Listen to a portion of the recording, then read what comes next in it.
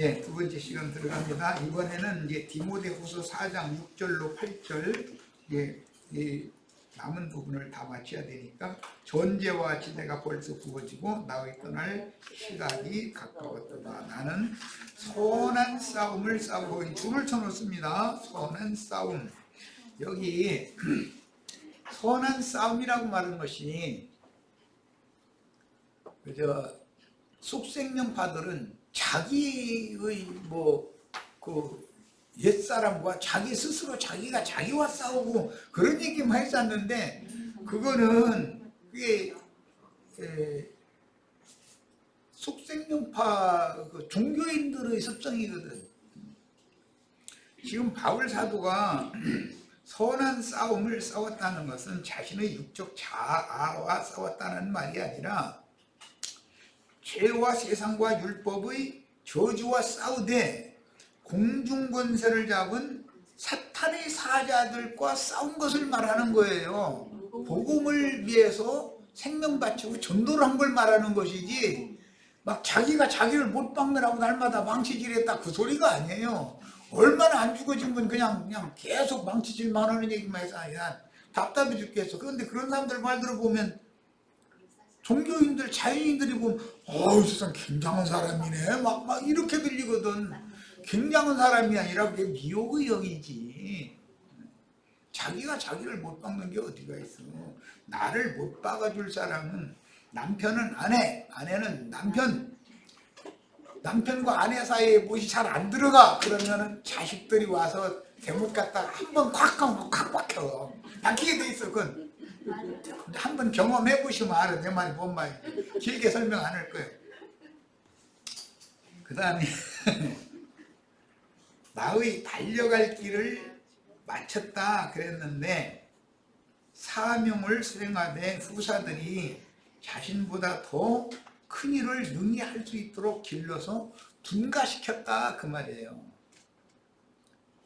디모데나 디도나 실라나 이런 참 아들들이 자기 몫의 자기 가정을 세워서 둔가해 나갈 수 있게 다 해놨다. 부모는 자식 결혼시키면 할 일 다 한 거죠.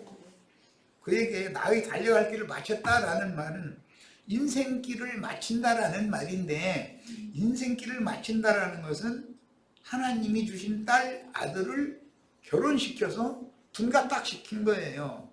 그러면 자기 할 일 마친 거예요. 죽어도 할 일 다 했는데 뭐. 그 다음에는 이제 세 번째는 믿음을 지켰으니. 처음에 복음을 믿음으로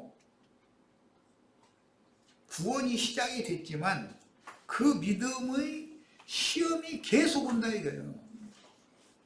그러니까 믿음을 끝까지 지키려면 정금 같은 믿음으로 나올 때까지 흔들리지 않아야 된다는 거예요. 믿음에서 떠나서 침륜에 떨어지는 일이 있어서는 안 된다 이거예요.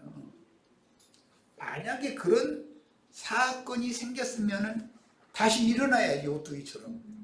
누구를 의지해서? 부활이신 주님을 의지해서 성령이 교회들에게 하시는 말씀을 붙잡고 힘을 얻어서 일어나야 되는 거예요.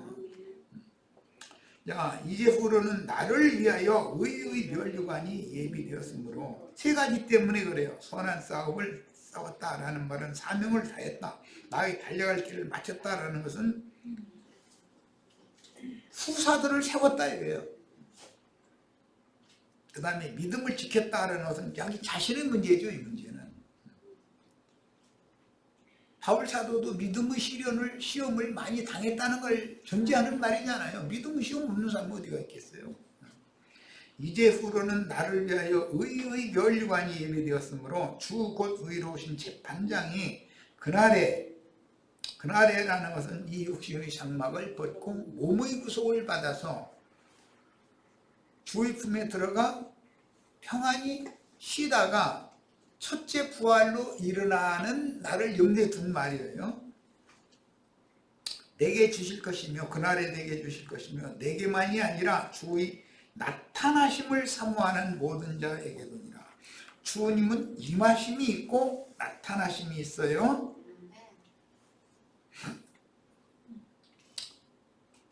임하시는 것은 우리 속으로 임하시는 것이고, 나타나는 것은 우리 속에서 은혜로 지켜주시다가 나중에는 뱀과 적전을 하도록, 마땅히 원수를 만나면 때와 장소에 따라서 어떤 말을 해서 원수를 물리칠지를 그분이 성령께서 말씀을 꼭꼭 주셔요. 그러니까 그분을 의지해서, 말씀을 의지해서 싸우면 이기게 되겠는데, 내가 나가서 선한 생각으로 막 요즘에 막 참 힘들다며 막 그래서 어째 막 위로해준다고 이렇게 하면은 나도 죽고 그 자매도 죽는 거지. 그렇죠? 주님께 맡겨야지. 그리고 주님을 의지하는 법을 가르쳐야 되는 거예요. 자, 아까 시간에 잠깐 말씀드렸던 우리는 사울의 손자 요나단의 아들이죠. 이게 다윗의 친구가 요나단이었잖아요. 요나단의 한 점 혈육이 남았는데 양 다리를 쓰지 못하는 안진뱅이가 남았어요. 그런데 그 무비보셋이 저는 자로서 다윗 왕의 상에 앉아서 왕의 식물을 먹었던 구약시대의 역사적인 사실들이 영적으로 나에게는 어떻게 실현이 되는지, 이게 중요하다. 이런 걸 바르게 깨달을 필요가 있다. 이것은 무비보셋은 요나단의 아들이니까 친구의 아들이잖아요. 다윗 왕으로 보자면. 이것은 주님의 친구들은 제자들을 염두에 두는 말인 건데, 제자들이 나가서 주님이 한 일보다 더 큰 일을 해서 전도를 해서 얻은 양무리들을 말하는 거예요. 그들이 스스로 일어나고 걷고 할 수 없는 사람들일 거 아니에요. 초신자들이니까 그 사람들이 지발로 일어서거나 걷거나 그렇게 못할 거 아니에요. 그래도 왕의 상에다 앉혀놓고서 계속해서 공급을 하면 그가 왕자의 반야에 오른 날이 온다는 거예요. 반드시. 그러려면 목회자로서 사명을 받은 자는 인내가 필요하죠. 어느 날 승질 날 때는 아이고 다 때려치워버리고 싶은 마음이 없는 사람은 어디 있어. 뭐 만약에 그 직업을 삼아서 돈이 생긴다 그러면 그 돈 버는 재미로나 하지, 이건 이것도 아니고 저것도 아니고 이렇게 할 때는 어느 때는 힘들 때도 있지. 그래도 바울사도처럼 다른 그 주님의 증인들처럼 선한 싸움 싸우고 달려갈 길을 마치고 믿음을 지키는 것은 이게 사역자들에게 맡긴 책임이거든. 당연히. 그리고 그 나에게 붙여준 양무리의 신앙의 상태에 대해서는 내가 책임을 져야 되는 것이면 그리스도 심판대 앞에서는 꼭 너 혼자 가서 그 그리스도 심판대 앞에 한번 서봐 이렇게 해서는 안 되는 것이죠. 당연히 말씀을 가르쳤던 증인이 그 곁에서 주님의 질문에 대답을 잘 못하면 대언을 해줘야지. 그리고 문제는 자기가 책임져야 되는 거예요. 어떤 가정에 어떤 문제가 있으면 가장이 아버지가 책임을 져야지. 뭐 아들이 잘못했다고 아들 핑계대고 마누라가 잘못했다고 마누라 핑계대고 법정에 나가서 그러면 그건 남편도 아니고 가장도 아니지. 그게 뭐야 그게 도대체. 그건 있을 수도 없는 일이죠. 이제 야곱의 네 아내들과 자녀들에 대한 이상을 빨리 읽어나가겠습니다. 성경은 앞부분의 구약성경에서 예표와 모형과 그림자들을 암시적으로 기록하였으며 물질계의 사건들과 여러 부분과 여러 가지 모양들로 성령의 감동을 받은 선지자들을 통해서 주님의 배필과 그 자녀들이 받을 기업에 대하여 기록하셨습니다. 그러므로 구약 성경에 기록된 모든 내용은 반드시 신약시대에 두 단계로 실현이 되는데, 표적으로 실현되기는 인자 예수님과 사도들을 통해서, 인자 예수님과 사도 시대는 표적이다 이거예요. 그 다음에는 성령께서 오셔서 온 땅에 보냄을 받은 하나님의 일곱 영들, 그 증인들과 함께 하나님의 일이 이제 더 확대되는 거예요. 두 단계로 실현되는데, 먼저 예수님과 사도들을 통해서 실현되었고, 그 표적들의 실상으로 완성되는 기록은 그 영께서 모든 교회들에게 이루시는 것이다. 교회들에게 이루는 것이 완성이죠. 아브라함과 이삭과 야곱의 하나님은 아버지와 아들과 성령의 하나님에 대한 상징이며, 특히 야곱의 네 아내와 그 자녀들은 마지막 아담께서 살려주는 영이 되신 후에 12사도와 또 다른 사도들을 통해서 지상에 세워질 교회들의 이상을 암시해 주는 것이다. 구약성경에 야곱의 네 아내와 그 네 아내를 통해서 얻은 자녀들 얘기가 나오면 이건 그리스도와 교회를 지금 예표적으로 보여주는 것이다, 이런 거예요. 로마서에서부터 유다서에 이르는 첫 번째 성령의 편지들이 나오고, 신약의 사복음서, 사도행전 빼고는 이제 21통의 이제 편지가 나와 있는데, 그 중에 14편의 편지가 바울 사도가 쓴 거죠. 그러니까 바울 사도라는 사람은 굉장한 사람이죠. 그런 거 보면 계시가 뭐 어마어마한 분이죠. 그 다음에 계시록에서 특히 일곱 교회 2장 3장에 두 번째 성령께서 편지를 보내셨는데, 첫 번째 편지를 보낸 것은 두 번째 보낸 편지에 대한 설명이 될 수는 있지만 그건 완성은 아니죠. 계시록의 일곱 교회에 보낸 편지가 완성인 거예요. 첫 번째 편지의 교회들 전체를 일컬어서 하나님의 교회라는 명칭이 붙여졌습니다. 그리고 모든 지역의 각 성에 세워진 교회들은 사실은 주님이 자신의 교회들을 세우신 것이며, 모든 각 성, 지역에 있는 각 성의 교회들은 각 성마다 장로들을 세워서 그 지역의 집에 있는 교회들을 양육하여 다스리게 하셨습니다. 오늘날 많은 사람들은 자기가 뭐 성경줄이나 있고 말씀 뭐 계시받은 거 있다 해가지고 모든 전 세계 교회를 자기만 바라보게 만드는 그런 야심이 가득하죠. 그 뭐 기독교 교회 무슨 당회장 목사라는 사람들부터 시작해서 로마 교회 교황부터 시작해서 다 그래. 심지어 형제들의 교회 중에서도 그런 사상을 버리지를 못한다 이거예요. 그런데 성경에는 그렇게 하지 않고 각 성마다 교회들을 세우고 각 성마다 장로들을 세우라고 돼 있어요. 그러니까 어떤 사람이 전 세계 교회를 다 자기 아래에 지배시키고 다 자기 아내를 삼고 그런 걸 허용하지 않는다는 거죠.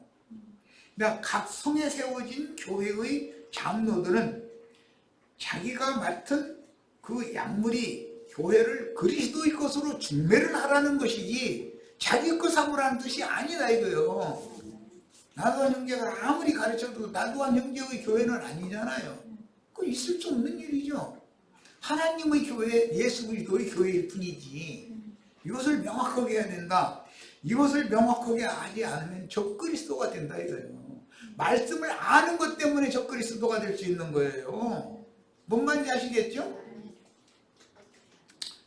예수님은 그 영으로 교회들에게 말씀하시는 그라고 하는 관사가 붙은 그 천사 또는 힘센 천사라고 되어 있죠. 계시록에는 그 천사, 그 힘센 천사의 나팔을 들은 종은 형제 요한이었는데, 계시록에서는 일곱 교회 중에서도 뒤에 나오는 네 유형의 교회들은 그 영이 되신 그리스도의 네 아내이니 구약 성경에 야곱의 네 아내를 실현하는 것이다.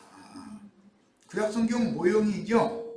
계시록에 두아디라, 사대, 빌라델피아, 라오디게아 네 교회에 대한 모형이었던 것이다 이거예요.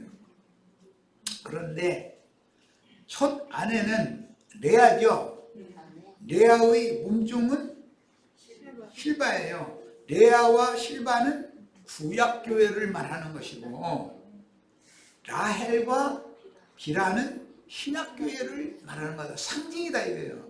이게 구약교회도 주인이 있고 종이 있어요. 신약교회도 주인이 있고 종이 있어요. 두 번째 아내는 라헬이고 라헬을 통해서는 요셉과 베냐민을 낳았어요. 신약교회의 시작과 끝이에요.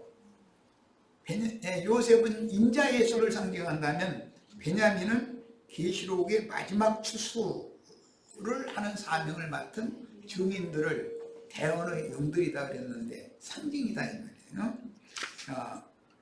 그러니 라헬 교회는 빌라델피아 교회이고 라헬의 몸종인 비라 교회는 당연히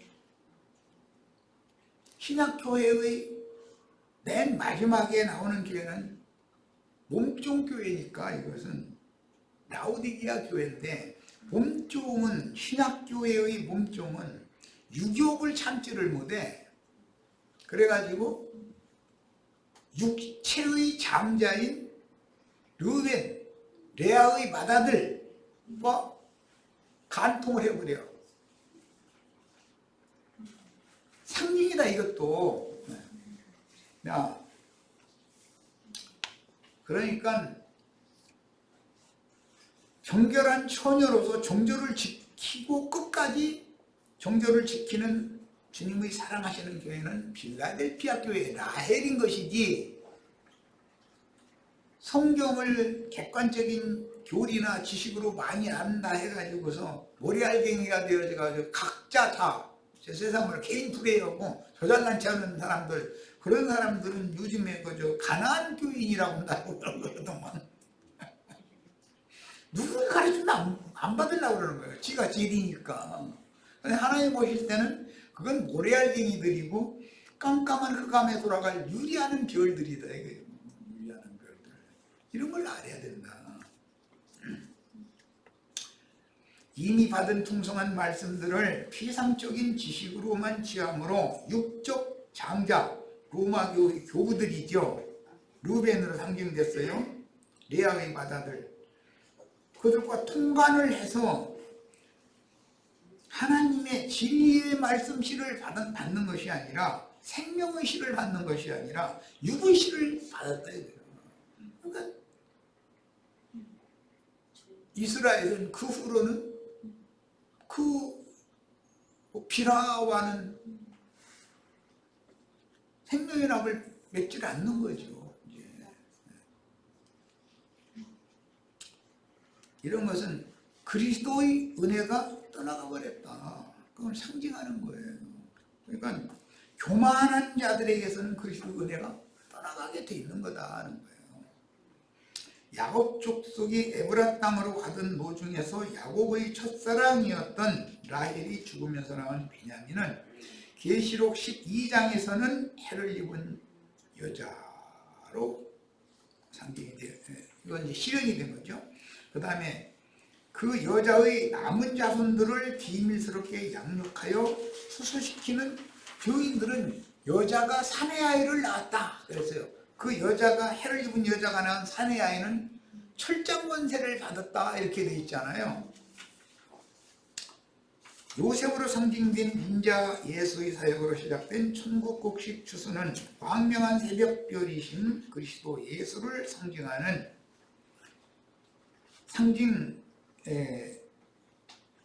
요셉은 그리스도 인자 예수를 상징하고 베냐민은 하늘의 별무리를 모아 하나님의 경륜을 마무리하는 처녀교회를 어린 양의 신부로 중매하는 완성된 사역을 하는 사람이 베냐민이다.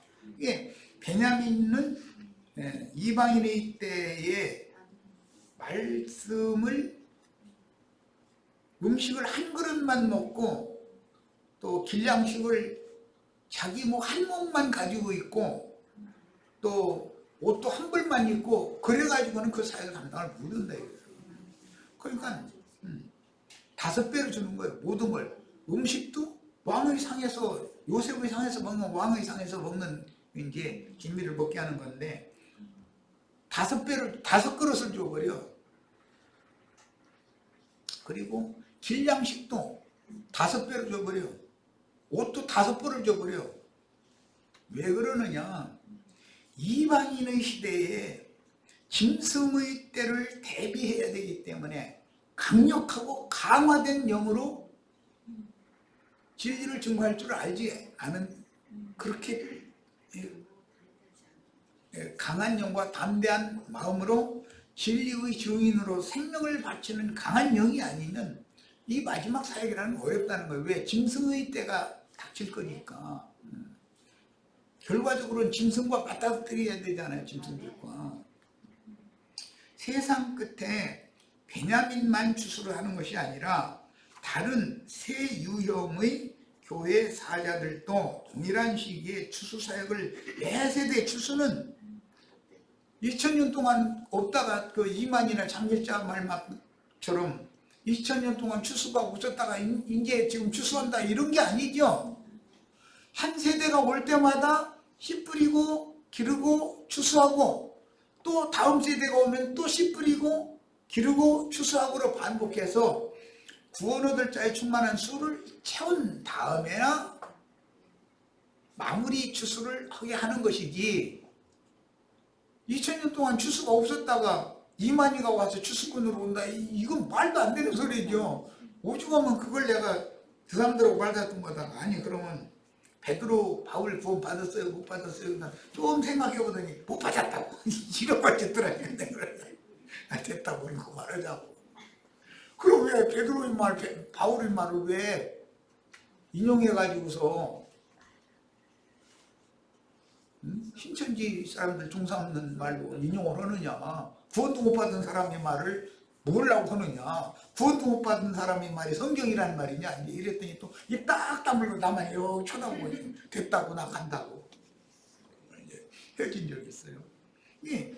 사람이 뭔가 잘못된 관념이 그 사람을 붙잡으면은 하늘문을 딱 하나님이 닫아놓으면 사람은 절대로 못 열어줘요.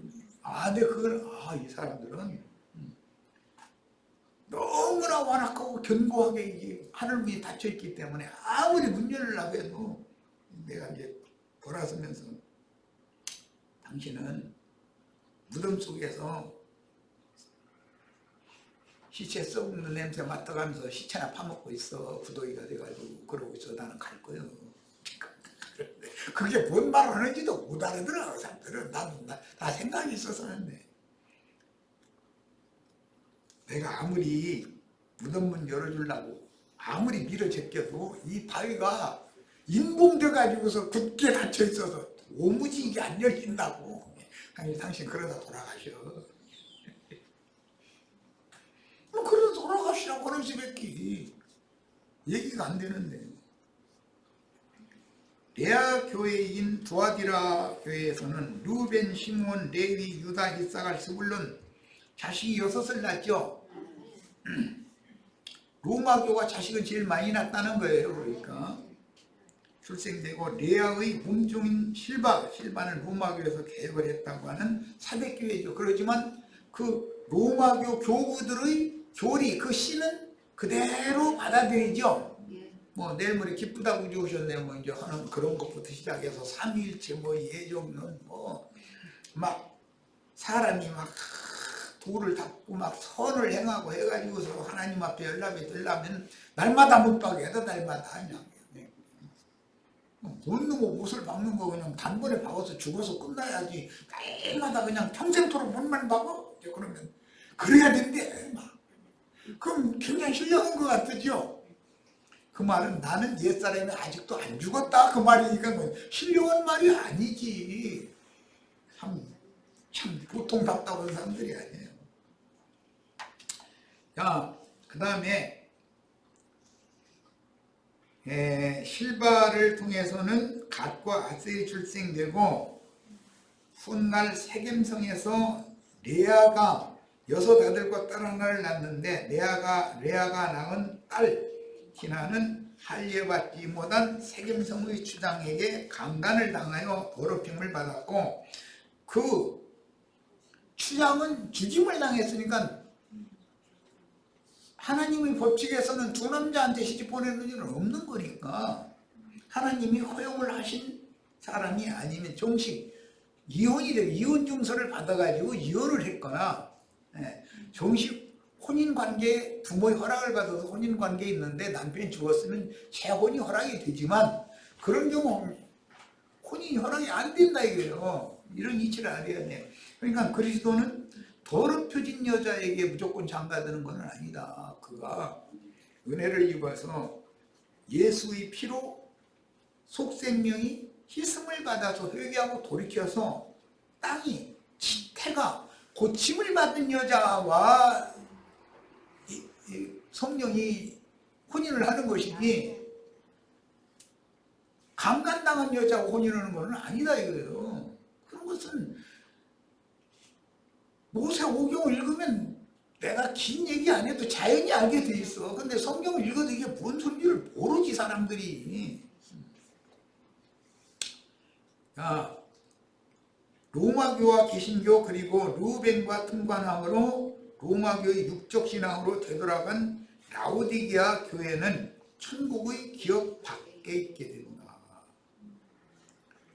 천국 안으로 데려감을 받는 사람들은 필라델피아 교회의 이기는 자들이에요. 이기는 자들로 이루어진 하늘의 장자 교회만, 장자들이 교회에 들어간 그들만 천국을 여부로 받는 하나님의 아들이 되는 것이지, 나머지 세 교회에서 호받고 거기서 우리 여기서 충성하다 죽을 거라고 로마교나 개신교나 나골로 교회나 이런 데서 잘난 체 하다가 죽으면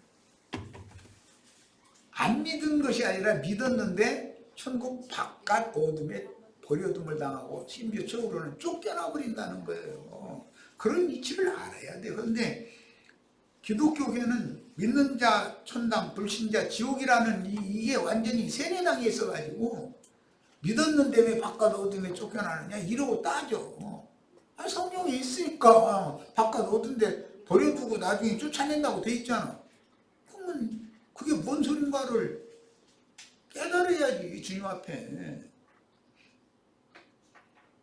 다음에는 라헬의 몸종인 비라를 통해서 개신교라고 그랬는데 개신교만이 아니라 이건 신약교회예요. 내가 잘못해 있어서 개신교가 아니라 신약교회의 자식으로 인정되는 단과 납달리가 출생되고, 야곱이 가장 사랑하던 아내인 라헬을 통해서 요셉이 출생되며, 에브랏길에서 라헬이 난산에서 낳은 베냐민이 신약교회를 이루게 된다. 야곱의 가족들이 에브랏, 공부의 땅이라는 뜻이에요. 그 땅에 거주할 때 르벤은, 이 비밀이죠. 딱 그때 맞춰서 르벤은 비라와 통관을 했다. 아비의 침상이 올랐으니, 그러니까 말씀 찾아서 이것저것 헤매는 사람이 강간당하기가 쉽죠. 다른 시를, 다른 역을 받아들이기가 쉽다 이거예요. 자기 원치도 않는데. 그래서 무슨 부흥에 뭐 한답시고 그냥 날마다 쫓아다니고, 엊그제도 뭐 요즘에 우리 지금 안양 모임 이게 못 오게 되게 한 결정적인 원인이 뭐예요? 그 뭐 기도원인가 뭐 어디서 뭐 부흥회를 뭐 7일간을 했대나 뭐 근데 다 그 부흥회 참석한 사람들 다 걸려버렸더만 완전히. 이러니 거기다 대고 내일 모레 곧 기쁘다고 지으셨네 해가면서 이제 막 박수치고 이렇게 생겼으니 나라에서는 아니 교회 모임들 갖지 말으라고 명령을 안 할 수가 없는 거예요. 거기다 대고 뭐 서울시에서는 종교에 관한 관련된 사람들은 무료로 뭐 검사해 줄 테니까 의무적으로 지금 검사 받으라고 하는데, 나 이거 검사 받으라는 거에 또 안 받았느냐고 또 그것도 걱정해 지금. 멀쩡한 데 가서 검사 받을 수도 없는 일이고. 정말. 라오디게아 교회가 루벤과 통관한 원인은 천성적인 육정을 이기지 못했다. 이 말은 천연적으로 말씀을 간절히 사모했다 이거예요. 육신의 말씀을 사모했다 이거예요. 그러니까는 레아의 맏아들이 와서 강간이 아니라 이건 화관을 이제 둘이 좋아서 온 건데, 이게 오늘날로 말하자면 부흥강사 모셔다가 아멘 할렐루야 하고 좋아 죽는다고 나자빠지고 다 그 짓을 했다 이거예요. 그러므로 그 영께서는 내가 네 행위를 아노니, 라오디게아 교회 보고 네 행위를 안다 그랬고, 두아디라 교회 보고 네 행위를 안다 그랬어요. 내가 차지도 않고 돕지도 않다고 지적하여 창세기에서 야곱은 르우벤이 비라와 통관함으로 자신의 침상에 오른 사실을 알고는 다시는 비라와 동침하지 못함으로 생과부로 죽을 수밖에 없었던 말씀이 계시록에서 이렇게 이루어지는 거다. 먼 훗날 다윗의 아들 반역자인 압살롬이 동일한 범죄를 저질렀죠. 아버지가 왕궁에다가 첩묘를 놔두고 떠났잖아요. 왕궁 잘 지키라고. 그랬더니 자기 아버지 여자를 범했다는 백주대낮에. 그런데 하나님 말씀에 의하면 하나님이 압살롬을 죽이기로 작정했기 때문에 그런 짓을 했다 이렇게 돼 있어요. 예. 세상에서도 저 죽으려면 무슨 짓을 묻어놓냐고 그런 말이 다 있지. 죽으려면 뭔 짓을 묻어. 하나님의 심판을 받아 후사를 두지 못하고 죽는다. 사무엘하 18장 17절로 18절 읽고 오겠습니다. 이건 중요해서 그래요. 반역자였던 압살롬은 후사를 두지 못하고 죽게 되죠. 그런데 죽기 전에 이미 자기는 후사를 두지 못할 거라는 것을 알고 돌무덤을 만들어 놓고 거기다 비석을 세웠다고 됐어요. 참 놀랍지. 그런 거 보면 사무엘하 18장 17절로 18절 다 같이 읽겠습니다. 그들이 압살롬을 옮겨다가, 압살롬의 이제 그 쌍수리나무 사이에 이게 머리가 매달리니까 요압이 가서 단창으로 이제 찔러서 죽여가지고 그 시체를 지금 옮기는 얘기예요. 압살롬을 옮겨다가 숲을 가운데 큰 구멍에 그를 던지고, 여기 숲을 가운데 있는 큰 구멍이라는 건 기독교 계에는 누적행이 있다 이 말이죠. 숲풀이라는 것은 많은 믿는 이들을 상징하는 거예요. 육적인 믿는 이들이죠. 풀이라는 풀은 육체요 그랬잖아요. 그런데 육체 덩어리들이 모여가지고 지금 종교 집단을 이루고 있는데, 거기에 그 중심에는 밑바닥이 없는 큰 구멍이 있다 이거예요. 무적행이. 이게 압살롬 어디에 던져진 거예요? 알고 보면 그 영혼이 사울의 무적행에 던져졌다 그 말이잖아요. 자, 큰 구멍에 그를 던지고 그 위에 매우 큰 돌무더기를 쌓으니라. 온 이스라엘 무리가 각기 장막으로 도망하니라. 전쟁이 끝났으니까 이제 압살롬이 살았을 때, 압살롬이 이렇게 되리라는 것을 아직 되기 전에 살았을 때 자기를 위하여 한 비석을 마련하여 세웠으니, 이는 그가 자기 이름을 전할 아들이 내게 없다고 말하였습니다. 그러므로 자기 이름을 기념하여 그 비석에 이름을 붙였으며 압살롬의 비석이다 이거예요. 그 압살롬의 비석이라는 것은 하나님이 정한 위계 질서, 아버지의 여자를 함부로 범하고 나서 하나님 앞에 그가 하나님이 죽인 거잖아요. 그렇게 죽임당한 자는 영원히 나올 수 없는 무적행에 던져놓도록 되어 있다는 것이 후대 사람들도 다 알아라 이거예요. 그걸 자기 살아생전에 자기를 이름을 위하여 나는 후사 없이 죽을 거야 하고서는 비석 만들어 세워놓고 죽었다는 거예요. 이게 사람의 말이 아닌 걸 알겠죠 이제. 야, 야곱의 네 아내와 그 자녀들의 관계는 이스라엘 12지파에 대한 그림일 뿐 아니라 계시록에서 네 교회와 네 교회의 사자들에 대한 이상을 보여주는 모형이요 예표적인 그림자로서 어떤 교회의 어느 지파에서 나고 자라는 문제는 12지파 중에 어느 지파의 사역자에게 묶인 곡식단이냐 또는 어떤 별무리에 속해서 함께 추수되는 사람 그 영혼이냐 별이냐라는 중요한 문제인 것이다. 예, 기왕이면 요셉의 단과 요셉의 별무리에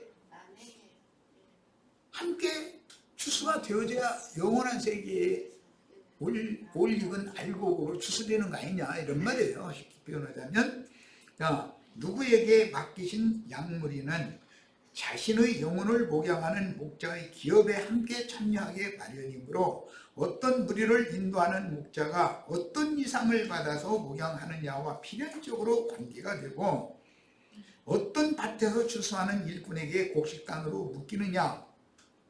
보아스의 밭에 추수하는 일꾼이 있고 다른 밭에서도 추수 때니까 다 같이 추수하잖아요.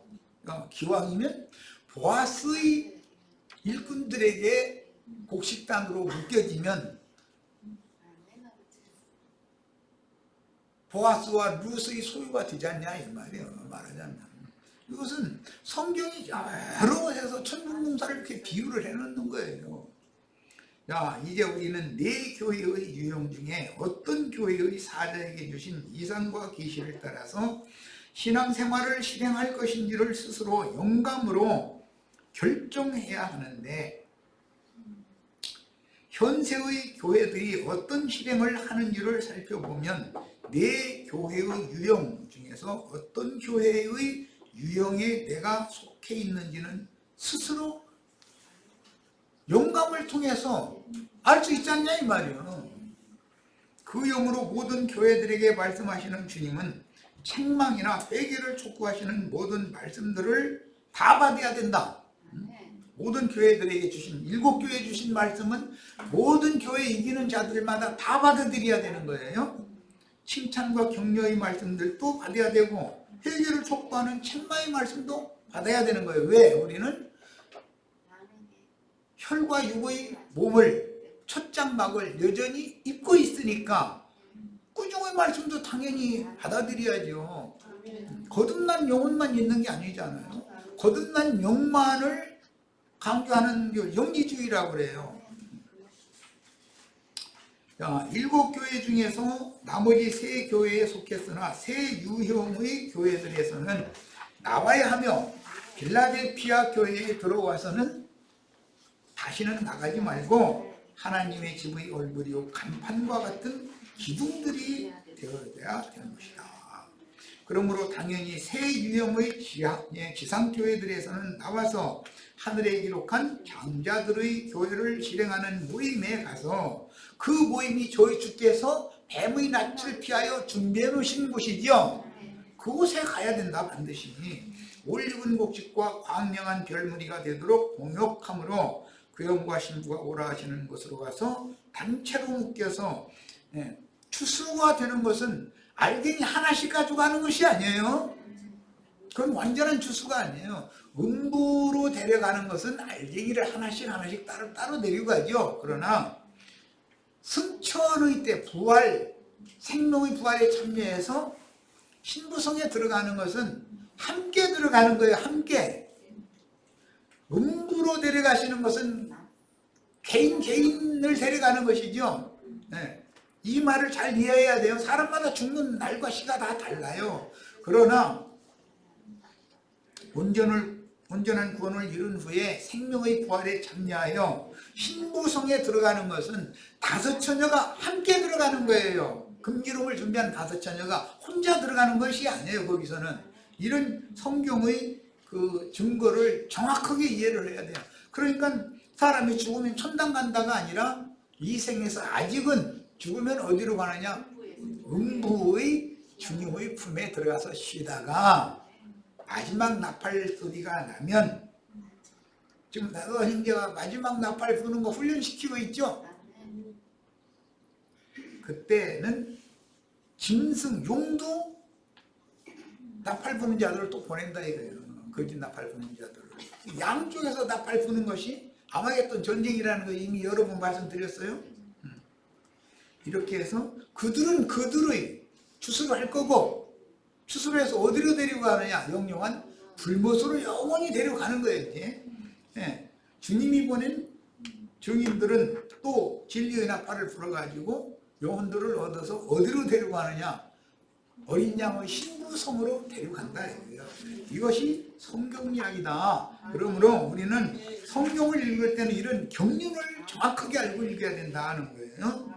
자, 저 뒤에 가겠습니다. 성경에는 연류관에 대한 말씀이 여러 번 언급되는데, 특히 본문에서 연류관을 언급하시는 것은 모든 세대마다 그 세대에게 보내심을 받은 추수꾼으로서 추수나팔을 부는 영원한 복음과 함께 생명을 바치는 자는 복음과 함께 주님 자신을 위해서, 복음을 위해서 생명을 바치는 것이 가장 인생 마감을 잘하는 거다라는 거예요. 이건 뭐 정확하게 마음의 믿음으로 받아들이셔야 돼요.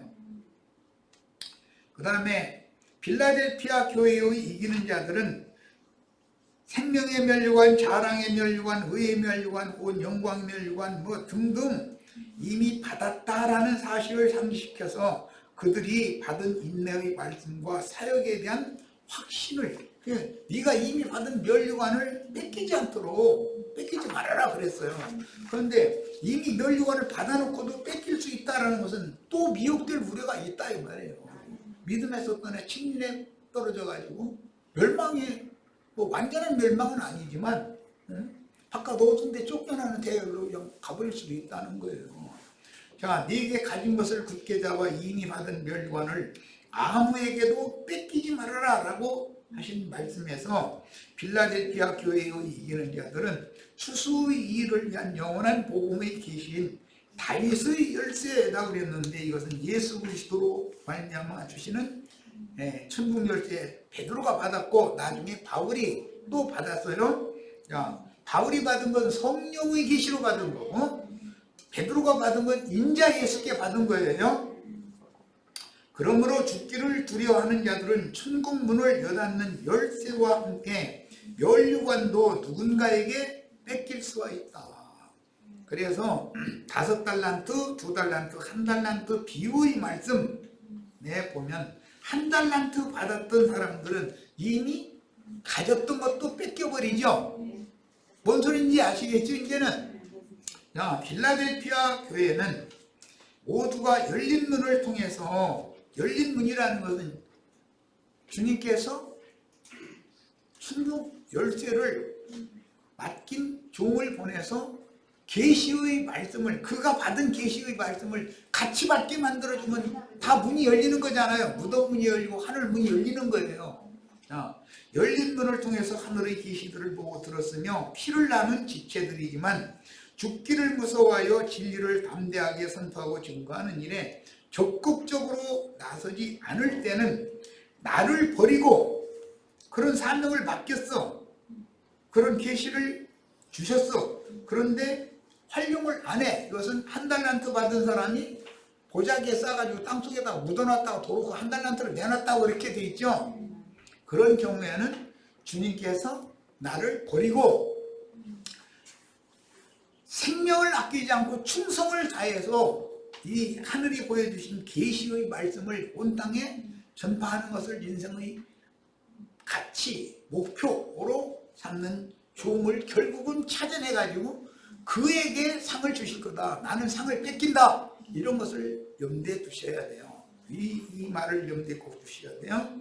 사탄놀이 중에 며칠 빌라델피아 교회의 사자의 발 앞에 엎드려서 절하게 하신다고 했는데, 이는 계시록 13장에서 보면 짐승에게, 바다에서 올라온 짐승의 10뿔을 가진 큰 용, 큰 짐승에게 땅에서 올라온 7 짐승들이 그 짐승의 우상을 각처에 세워놓고 그 짐승의 우상 앞에 가서 절을 하게 한다고 그랬죠. 그럼 절하게 하는 것이 주님도 누구에게 와서 절하게 하고, 마귀도 사람들을 자기 발 앞에 묵복하게 만들고 절하게 하는 양편에서 그 일을 한다는 걸 잘 이해를 하셔야 돼요. 그 영과 신부의 초대를 받고 진리를 따라 율법 종교 체제에서는 속기 도망하여 나와서 필라델피아 교회의 모임을 위해서 동역하게 될 자들도 있다는 거예요. 이게 기독교 계에도 지금 영원한 세계에 들어가게는 영생의 말씀, 영원한 복음을 영으로 받아들여 가지고 진리의 증인들에게 와서 그 말씀을 유심히 듣고, 그는 이미 은사가 있는 자고 성경도 많이 아는 사람이니까 사울이 바울 되는 것처럼 될 사람들도 있다는 거예요. 우리는 이런 분들을 받아들일 준비를 다 하셔야 되겠어요. 자, 여기까지서 마칩니다.